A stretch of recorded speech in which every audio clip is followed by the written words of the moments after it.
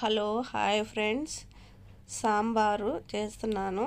కందిపప్పు, తెల్లగడ్డ కడిగి పొయ్యి మీద వేసేసి ఉడకబెట్టుకుంటున్నాం. పసుపు వేసేసి ఉడికిపోయినాక పక్కన పెట్టేసుకొని తిరగబాత రెడీ చేసుకుందాము. తిరగబాత ఆయిల్ పొయ్యి మీద పెట్టేసి వేడెక్కినాక సోపు, జీలకర్ర, ఒట్టిమిరపకాయ, తిరగబాత గింజలు వేసి వేయించుకుంటున్నాను. తిరగబాత వేగిపోయిన వెంటనే కరివేపాకు, ఒట్టిమిరపకాయ, ఎర్రగడ్డ, పచ్చిమిరపకాయ ఇవన్నీ వేసేసి తిరగబాతలో వేయించుకోవాలి. బాగా వేయించేసుకొని మనం దానికి కావాల్సిన మునక్కాయ కట్ చేసి పెట్టుకున్నాను. మునక్కాయ కూడా ఈ పచ్చి వాసన అనేది లేకుండా వేయించుకోవాలి, టమోటా లేకుండానే. తిరగబాత వేగిపోతా నేను నుంచి కొంచెం ఇంగువ, తిరగబాతలో ఇంగువ కూడా వేస్తే చాలా బాగుంటుంది, చాలా టేస్ట్గా ఉంటుంది. ఇంగువ కూడా కొద్దిగా వేసుకొని ఇప్పుడు ఈ మునక్కాయలు వేసుకొని మునక్కాయలు కూడా బాగా కలుపుకోవాలి. తర్వాత సొరకాయ పులుపు వేస్తే ఉడకదు కాబట్టి సొరకాయ, మునక్కాయ అనేది కొద్దిగా ముందుగానే కొంచెం ఉడికెక్కేంత వరకు బాగా కొంచెం మెత్తబడేంత వరకు వేయించుకోవాలి.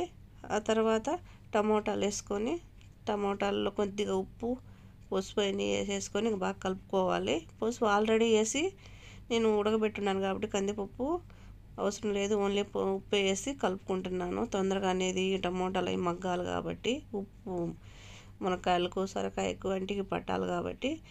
కొంచెం మిరప్పొడి, కొంచెం ధనియాల పొడి, సాంబార్లోకి ఎక్కువ ఏం అవసరం లేదు, మసాలాలు ఇంకేమి వేసేసుకొని బాగా కలుపుకొని ఆల్రెడీ మనం ఒక అరటికాయ, గుమ్మడికాయ నుంచి బెండకాయ 3 కట్ చేసి పెట్టుకొని ఉన్నాను. బెండకాయ, గుమ్మడికాయ నుంచి అరటికాయ ఇవి కూడా తొందరగా ఉడుకుతాయి కాబట్టి ఇప్పుడు ఇవి కూడా వేసుకొని బాగా కలుపుకోవాలి. కలుపుకొని మనం రుద్ది పెట్టుకున్న పప్పు తీసేసి ఆ పప్పు రుద్ది పెట్టుకున్నాం కదా, నీళ్ళు కలుపుకొని దానికి ఎన్ని కావాలో నీళ్ళు అనేది కలుపుకొని మామిడికాయ కూడా వేసినాను ఫ్రెండ్స్. పులుపు అనేది చింతపండు లేకుండా మామిడికాయ వేసినాను. చాలా టేస్ట్గా ఉన్నింది, చాలా బాగుంది. అన్నీ కలుపుకొనేసి మనం ఇప్పుడు పప్పు నీళ్ళు కలిపేసేసి ఇప్పుడు ఈ కూరగాయలు అనేది కలుపుకోవాలి. కొద్దిసేపు ఉడికేసినాక మనం దించుకుంటా ఉన్నాం ముందర కాడ బాగా కలపిలమని ఉడికేసేసి అన్ని కాయగూరలు ఉడికిపోయినాక దించుతామనంగా కొంచెం ముందర కాడ మామిడికాయ అనేది వేసినాను. మామిడికాయ చాలా చింతపండు లేకుండా మామిడికాయ వేసేసి సరిపెట్టినాను. చాలా బాగుంది.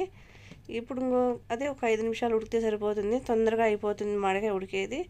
లాస్ట్లో దించే ముందర కాడ సాంబార్ పొడి వేసి బాగా కలిపేసుకొని కొత్తిమీర అనేది యాడ్ చేసినాను.